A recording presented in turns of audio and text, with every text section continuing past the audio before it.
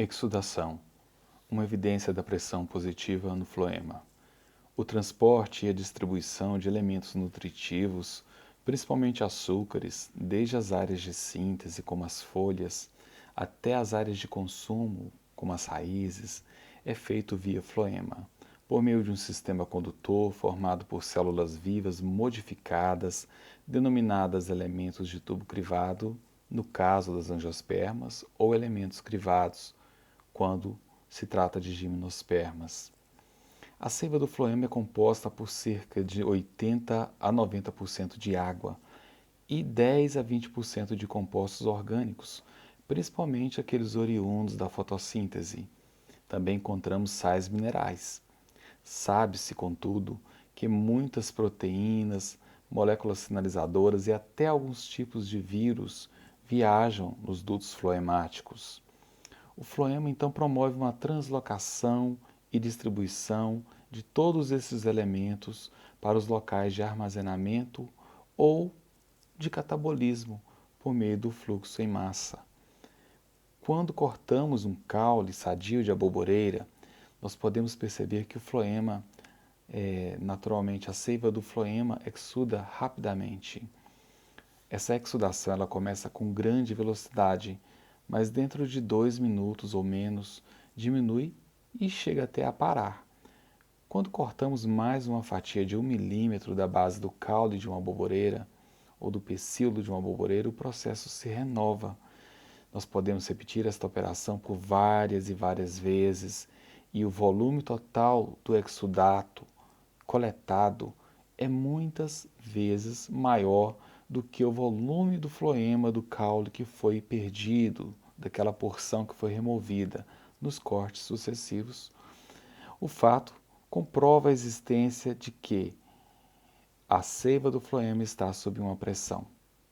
Ela está sob uma pressão positiva. E isto constitui uma evidência a favor da hipótese hoje mais aceita que explica a translocação da seiva do floema, no caso de angiospermas. E esta hipótese é a hipótese do fluxo em massa. A existência de pressão na seiva do floema é um requisito fundamental para a hipótese de Münch, que envolve o fluxo por pressão. Nesta aula de hoje, nós iremos demonstrar por um experimento extremamente simples que a seiva do floema se encontra sob pressão positiva. O fluxo de pressão proposto por Münch parte do princípio de que as folhas-fonte já completamente expandidas ou quase completamente expandidas, elas são sítios produtores de sacarose. Essa sacarose produzida pelas células do mesofilo precisam ser carregadas para dentro dos elementos de tubo crivado. Os elementos de tubo crivado, como já dito, são os elementos condutores vivos, modificados, adaptados à condução da seiva floemática. Naturalmente, dentro dos elementos do tubo crivado, nós teremos uma redução do potencial hídrico devido ao acúmulo de sacarose ali dentro. Isso faz com que ocorra uma transferência de água de maneira bem passiva do xilema para o floema. Essa transferência de água também pode acontecer a partir dos tecidos parenquimáticos, do parênquima vascular, que se encontram ali nas vizinhanças do elemento de tubo crivado. Essa transferência de água naturalmente irá levar a um aumento da pressão de turgescência dentro do elemento de tubo crivado. Então, esses eventos que foram descritos, eles acontecem em nível de órgãos-fonte, em nível de folha. Por outro lado, o que nós percebemos que vai acontecer em nível de órgãos-dreno será esse conjunto de eventos que nós iremos escrever a seguir. Os órgãos-dreno constituem as folhas muito jovens, brotos das plantas, meristema apical caulinar, raiz, caules de reserva, raízes de reserva. Todos estes órgãos citados constituem órgãos-dreno. No dreno, que possui a fotossíntese líquida negativa, ou seja, ele não consegue fotossintetizar para o seu consumo próprio, ou até mesmo nem são órgãos de fato fotossintetizantes, como é o caso das raízes, nós iremos apresentar nestes drenos uma alta demanda por sacarose. Essa alta demanda, ela se dá devido às elevadas taxas respiratórias ou mesmo devido à estocagem de reservas nesses órgãos. Naturalmente, a sacarose ela deve sair do elemento de tubo crivado para esses tecidos de consumo no dreno. A saída da sacarose e o seu consumo em nível de órgão-dreno naturalmente irá levar ao aumento do potencial hídrico no elemento de tubo crivado, visto que os solutos, principalmente sacarose, estão sendo respirados, o que naturalmente também vai ocasionar um aumento do potencial osmótico em nível do órgão-dreno. Desta maneira, o potencial hídrico no órgão-dreno chega a ser maior do que o potencial hídrico do xilema neste órgão-dreno. Ou seja, o potencial hídrico nos elementos de tubo crivado em nível de dreno torna-se maior do que o potencial hídrico do xilema em nível de órgão-dreno. E nós sabemos que a água se move na direção do maior para o menor potencial hídrico.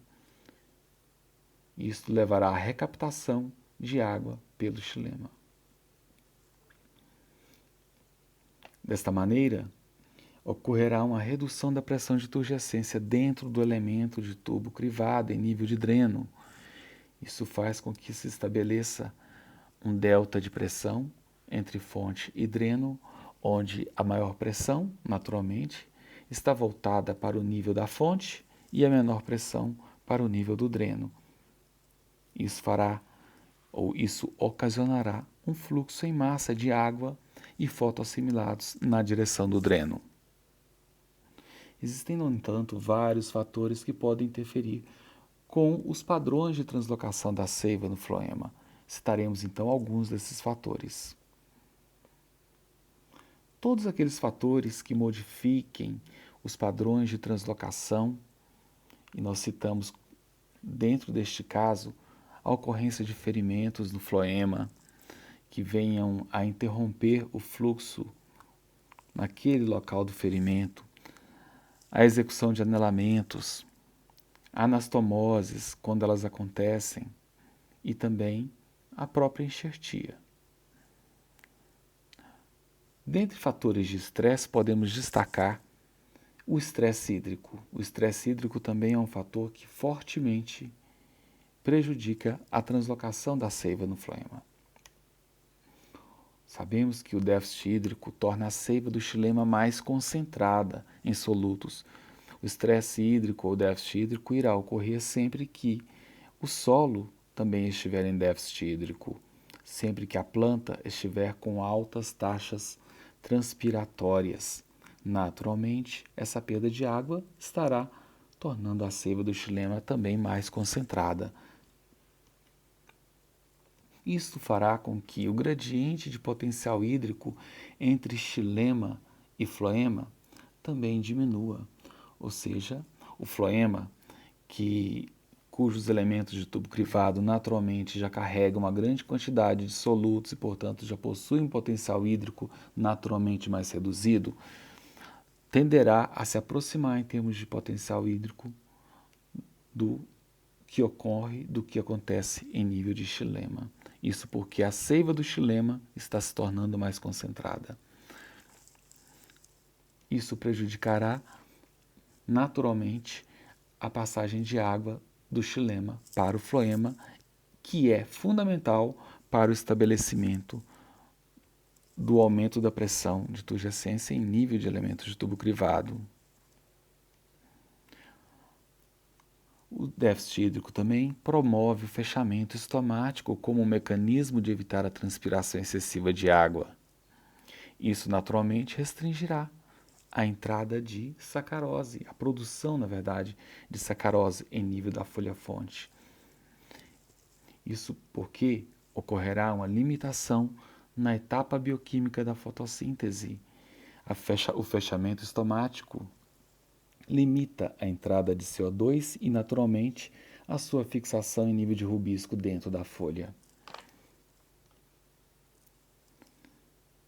O fechamento estomático, que leva, portanto, à limitação da etapa bioquímica da fotossíntese, também desencadeia um impacto negativo sobre a etapa fotoquímica, que se tornará prejudicada em termos de produção de energia.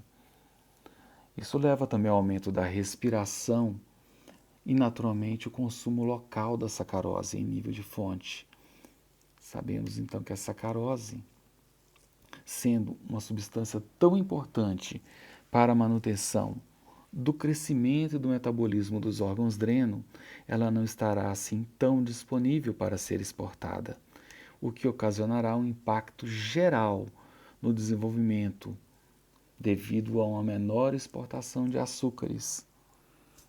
Na raiz, por exemplo, isso leva a um prejuízo do desenvolvimento radicular. O nosso experimento, ele consistiu de algumas folhas de aboboreira coletadas em campo e mantidas dentro de um becker contendo água para que não ocorresse a cavitação dos elementos condutores e também para que fosse mantido o estado de turgidez das folhas. Também utilizamos etanol 70 graus, alguns tubos de ensaio e uma tesoura para executarmos cortes na base do pecíolo da abóbora, da folha de abóbora. A montagem do experimento consistiu em alguns suportes, um sustentando a folha, o outro suporte sustentando o tubo de ensaio. Dentro do tubo de ensaio foi colocado álcool 70 graus. Então, nós realizamos cortes sucessivos na base do pecíolo da folha e nós introduzimos a base do pecíolo dentro de um tubo de ensaio contendo álcool para nós visualizarmos o processo de exsudação da seiva. Então agora eu estou tocando, reproduzindo um vídeo para vocês perceberem a saída de jatos de exudato de seiva do floema a partir da base do pecíolo. Claro que a posição da câmera e também a posição da luz no ambiente influencia a visualização, mas aqui nós conseguimos perceber alguns jatos saindo da base do pecíolo. Só olharmos com bastante atenção, mudando então um pouco o ângulo de inclinação da câmera para tentar melhorar um pouco essa visualização. Nós então observamos a saída de alguns jatos. Agora vai ficar melhor um pouco.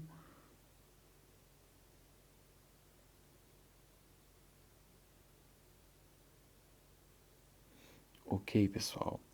Após um certo tempo de exudação da seiva do floema, nós podemos observar que o tubo de ensaio contendo álcool fica bastante turvo.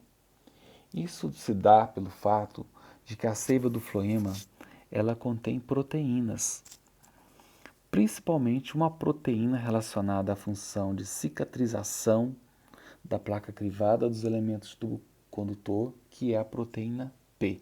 A proteína P forma como que um tampão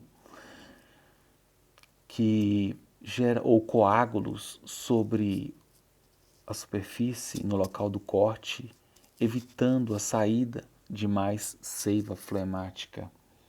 É por isso que depois de 1 ou 2 minutos, a saída do exudato para e nós temos que cortar novamente acima do local do ferimento, porque acumula-se proteína P no local do ferimento. Isso é um mecanismo de defesa da planta para ferimentos, visto que a seiva do floema, de fato, é algo bastante precioso para a planta, pois é resultado do seu processo fotossintético e esta seiva contém todos os nutrientes ou boa parte deles, para o desenvolvimento vegetal.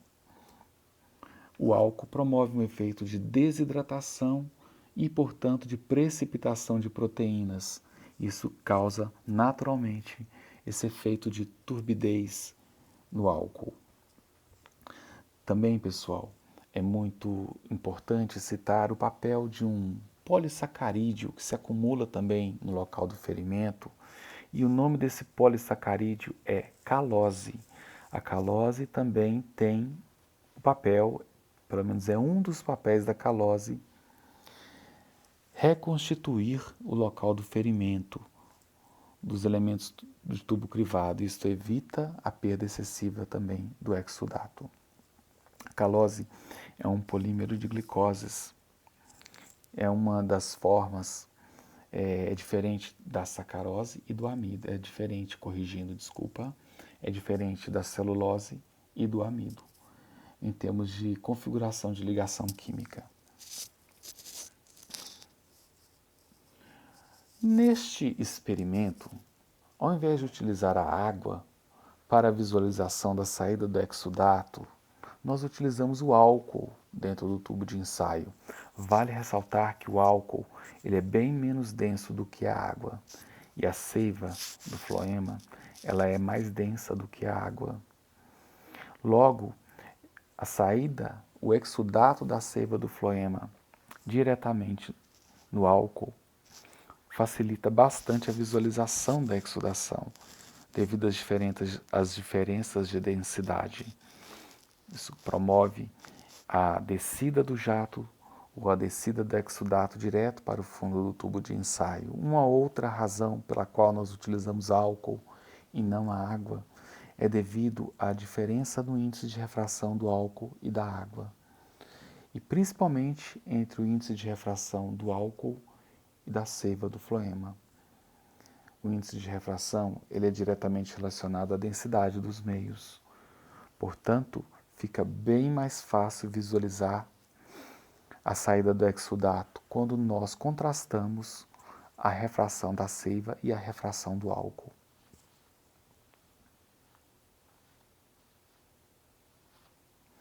Finalmente, nós chegamos ao final e nós deixamos algumas questões para serem respondidas, questões que auxiliarão na fixação deste conteúdo.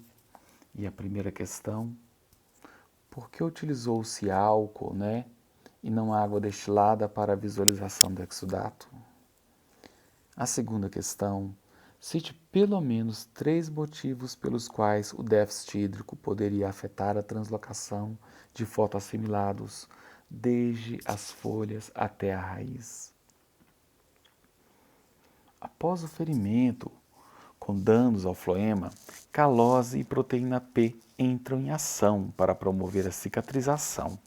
Explique o papel desses elementos. Tensão ou pressão? Em que estado se encontra o látex dos laticíferos? Os laticíferos são elementos também constituintes do floema. E por fim, se fosse utilizada uma folha murcha neste experimento demonstrado, o que você esperaria observar em tal experimento?